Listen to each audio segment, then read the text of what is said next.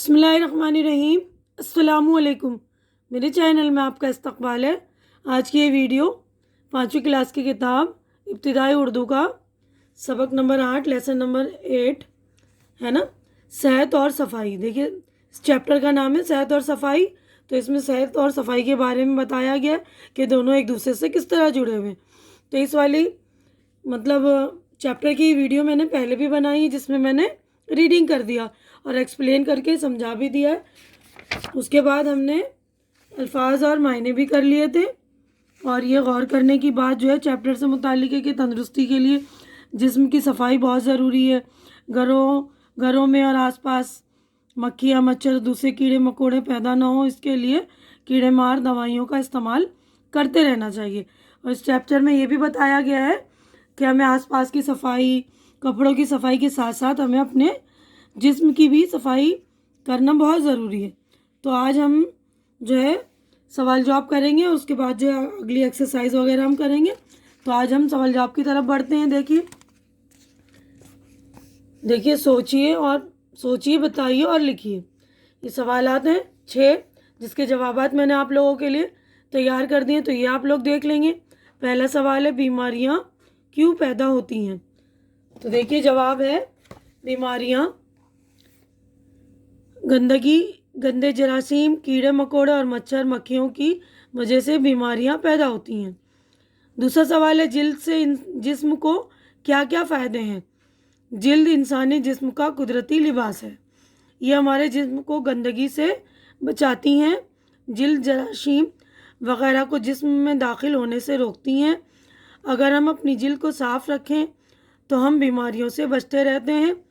साफ़ जिल्द बीमारियों से हमारी हिफाजत करती है। देखिए तीसरा सवाल है जिल्द की कितनी परतें होती हैं और उनके क्या काम हैं। तो जिल्द की 2 परतें होती हैं। पहला जो है नंबर 1 अंदरूनी, दूसरी जो है बैरूनी परत। अंदरूनी परत वो होती हैं जो बैरूनी परत के नीचे होती हैं। इसके अंदर से पसीना निकलता है जो बहुत से गंदे गुदूद और जरासीम को बाहर निकालता है, जो हमें बीमारियों से महफूज रखता है। बैरूनी परत वो होती है जो हमें नज़र आती है। ये जब तक सही है जिस्म में जरासीम दाखिल नहीं हो पाते। चौथा सवाल है मसाम किसे कहते हैं, इनके क्या फ़ायदे हैं। हमारे जिस्म के अंदर जो बारीक बारीक सुराख होते हैं इन्हें मसाम कहते हैं। इसमें से पसीना निकलता है और गंदे गुदूद और जरासीम भी जो हमें बीमार कर सकते हैं, और ये मसाम बीमारी से हमारी हिफाजत करते हैं।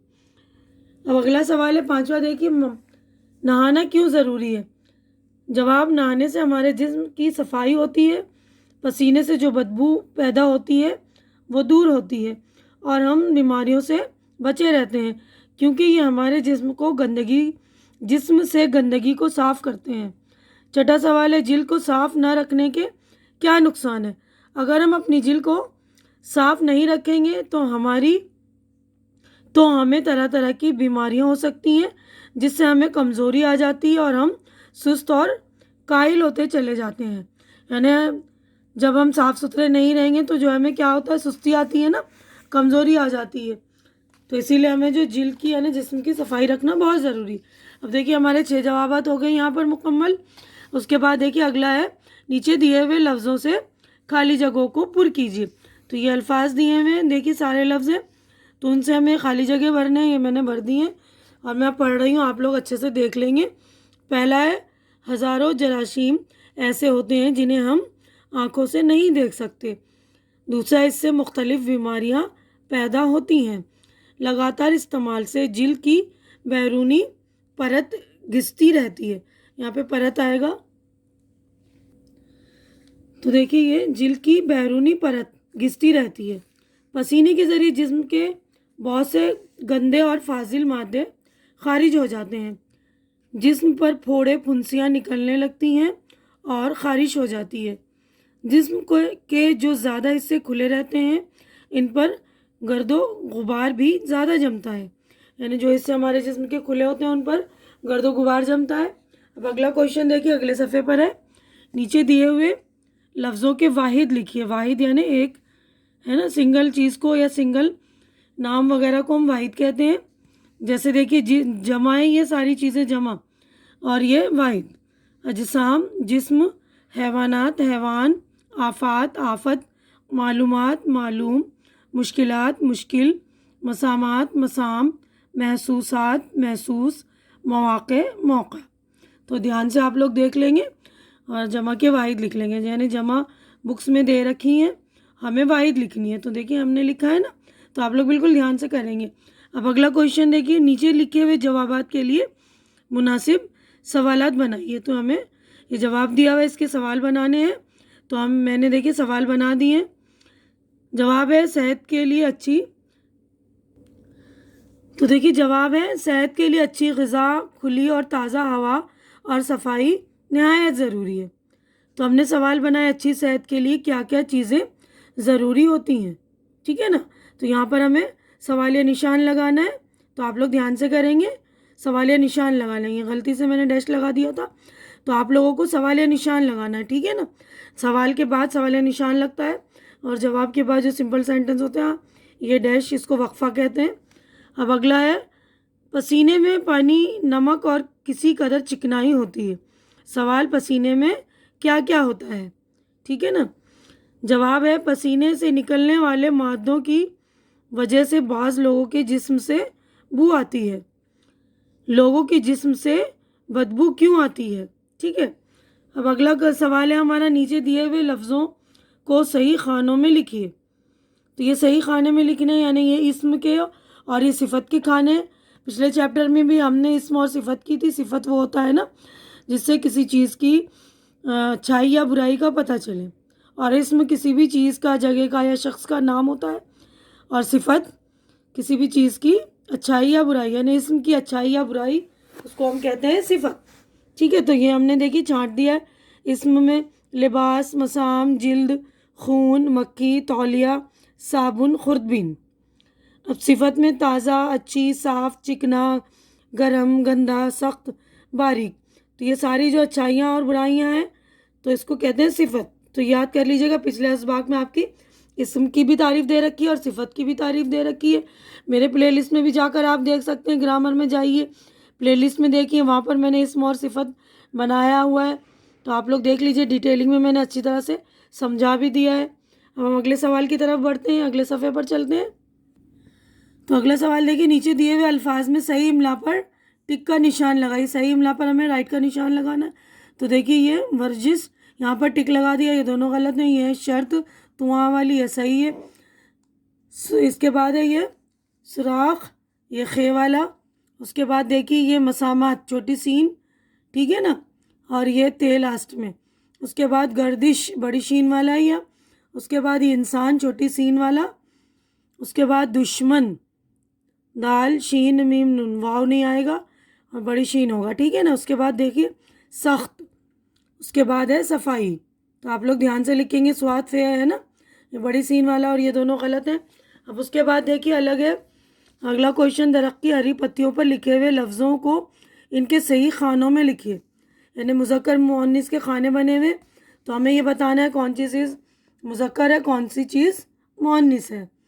تو یہاں پر دیکھیے مذکر موقع، لباس، موسم، کپڑا، خون، مسلم، گرد و غبار، محل. ٹھیک ہے. اس کے بعد یہاں پر دیکھیے مؤنث کا کالم ہے تازگی، مالش، ہوا، غذا، صحت، خارش، جلد، گردش. تو آپ لوگ اچھے سے دھیان دے لیں گے کون سے الفاظ مذکر ہے اور کون سے مؤنث ہے. ان میں سے ہی چھانٹنا تھا، تو یہ چھانٹ دیا ہے ہم نے.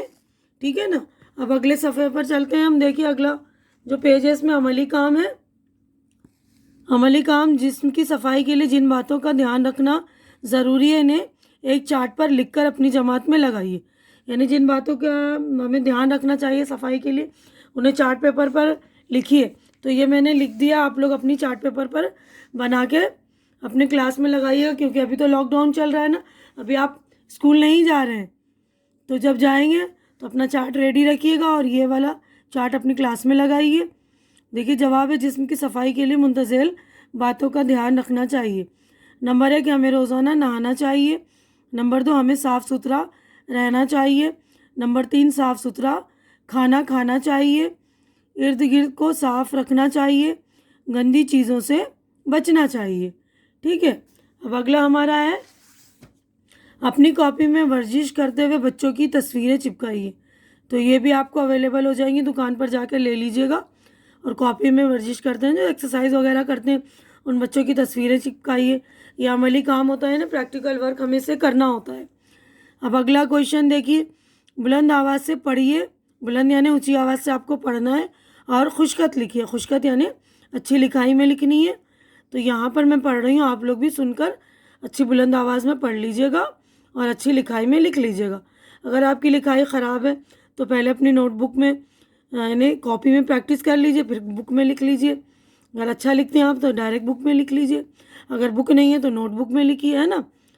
سارا کام کیونکہ میں نے کر دیا ہے تو بک کی آپ کو نیڈ نہیں ہوگی، لیکن بک رہیں گے ساتھ میں رہے گی تو زیادہ آپ کو اچھی طرح سے سمجھ میں آتی ہے، ساری ڈیٹیلنگ ہے نا. تو سامنے کھول لیا کریے بکس.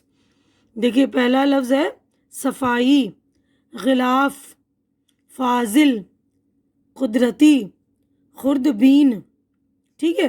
تو اب یہاں پہ آپ لکھیں گے صفائی صفائی صفائی صفائی. ٹھیک ہے. اسی طرح یہاں پہ غلاف، ادھر فاضل، قدرتی، خوردبین.